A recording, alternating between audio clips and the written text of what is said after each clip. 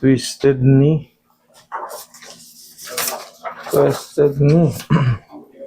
Okay, no joint and osseous change seen. AP lateral view. Pero, ikaw ang tatanungin ko. Good to. Good na pero result. Ikaw, good ka? Ayun nga lang ako pa sakit. Ngayon lang mo ba yung sakit? Ano ba nangyari sa'yo? Nang spot time dalawa ng anak, pinagda ko sa likod. Pag-angat ko ng pangalawang set, tumunog siya. Ayan o. Ito kasi, hindi mapapansin to. Pagka hindi kayo kagaya nung ginagawa ko, siyempre, makita mo normal. Pero ikaw nasasaktan ka. Ibig sabihin, hindi normal. Normal yung buto, walang fracture. Pero yung gewang niyan dyan, umabante ang paganyan. Ganyan nga. Gumanyan yan. Ayan. Kung lateral gumanon, dumiin ng ganun. Kasi Sakto yun. dito eh. Diyan, ayan. Pero siyempre, kahit anong turo ko rito, hindi mo mind yan. Okay? Pero, ang mahalaga, walang mga fracture.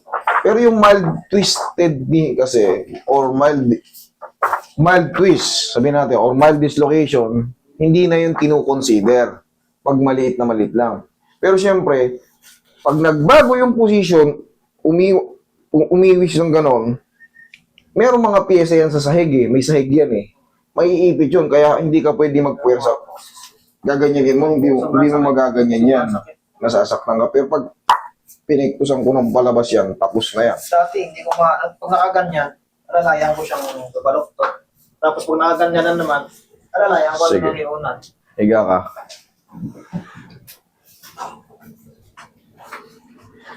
Ay. Boy, pingin mo ng pau. Pagka ganito, may pamamagayan. Pagka sobrang sakit na, no? Ayan, oh, ito. May swelling pa yan. Kukunti na lang. Ngayon nga lang siya Ayan, oh. magdadalawang buwan natin. Nadalang buwan na, ngayon lang umupa. Pero hindi pa gano'ng umupa, oh.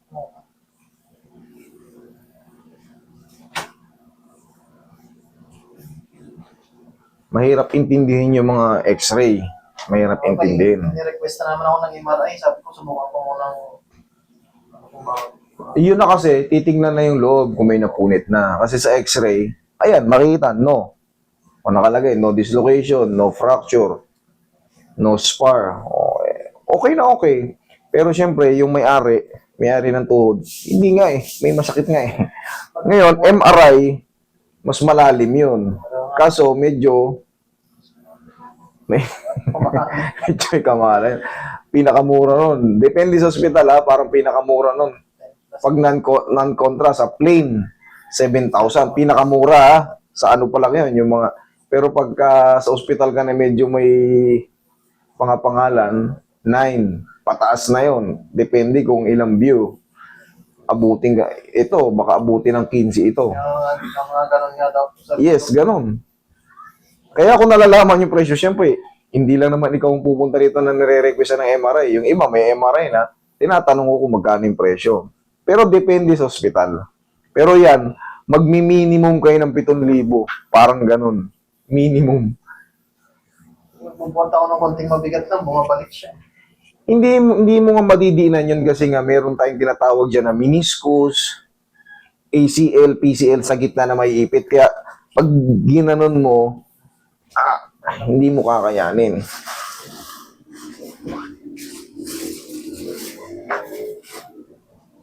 Akin na yung cellphone mo. O kahit tinaplusan ko na. May cellphone ka? Pera. Para makita mo kung anong gano'ng kakap. Kasi pag ginanon mo yung sarili, hindi yan halata. Pero pag yan, tinutukan ko ng camera, yan o, pantay lang. O. Para malaman mo kung ano yung mas makapal. Ay, bumaliktad eh. Paano ba yan? Bumabaliktad eh. Ayan. Ang tabingi talaga siya. Ano. Tingnan mo ito malubog. Tingnan mo ito wala. Tapos parang nagkano siya. tignan mo rito may lubog, dito mo wala. Ibig sabihin, makapal yung walang lubog. Okay? Pero madali lang yan, idol. Pasisingawin lang natin ito ng 2 linggo. Pero yung 2 linggo na yun, unti-unti na yung nakakalakad ka na ng ayos or nadidiin mo na. Relax lang. Sabog. Okay, relax lang. Huwag mo lalabanan.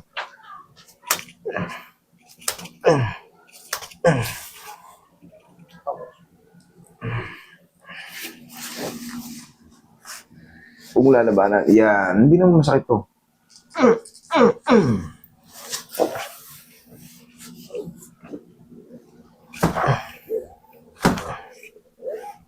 Kulang lang sa alugyot. May inaantay akong yumanig eh.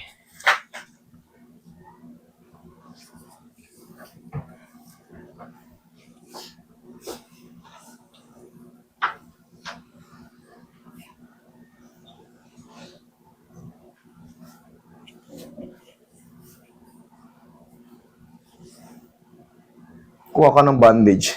Tingnan mo kung may bandage sila dyan. Kaya ko siya ng supporter ko sa kanila. Very good. Kaya nakadesign yung mga supporter na yan, nakadesign talaga yun sa mga pilay. Parang mag-grip niya lang. Mas maganda matulog ng malayang-malaya yung blood circulation kasi may compression to eh. Maaaring may. Talaga naman naiipit yung mga blood circulation natin.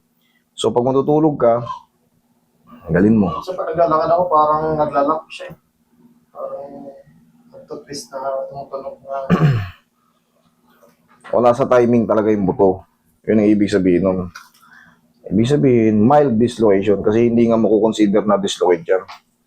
Pero malaking epekto yun sa taong may ganito.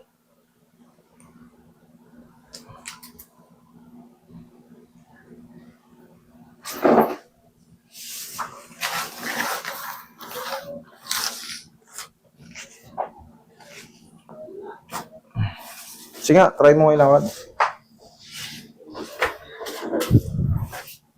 Sinelas ka. Oh, may kirot. Ayan. May kirot pa? Sige, higa ka. Ayun, tama yan. Sige, sabihin mo lang. Pag naghahagdan ako, lalo ko papapahirap na hirap ako. Pero pag mahina na yung kirot, usog ka konti. Ganito yan. Normal lang pag mahina na yung kirot. Pero pag sobrang kirot pa rin, the same pa rin, hindi po pwede. Kailangan magbago. Kasi syempre, hindi masisiro-zero ito. Maga nga eh. Kumbaga, pangkaraniwan pa na may sakit-sakit pa ng konti. Hindi naman mapiplay na, walang-wala. Namamaga ituod mo eh. Okay? Pero pagka, yun nga, nagbago siya, humina siya, okay na yun. Pag-aantay lang tayo ng mga ilang araw or linggo. Lambutan mo lang.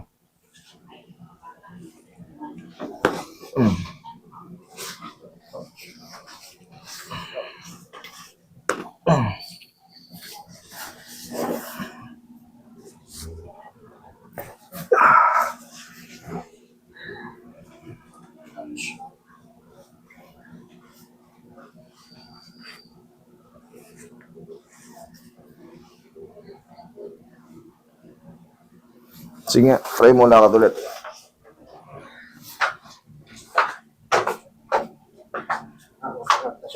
Mas okay na? Okay, sabi ko sa'yo. Kanina, ganyan dyan pa. Idol, ngayon, hayaan mo lang makapahinga. Huwag mo munang ipilit i-one stand. Huwag mo munang i-challenge yung paga. Okay? Kung mga normal walk lang. Normal yan, may pain pa. Pero, yung pain kanina, ganito, kumalahati siya or mas lumiit pa, ibig sabihin, okay na yun. Pahinga lang. Okay? Sige, thank you.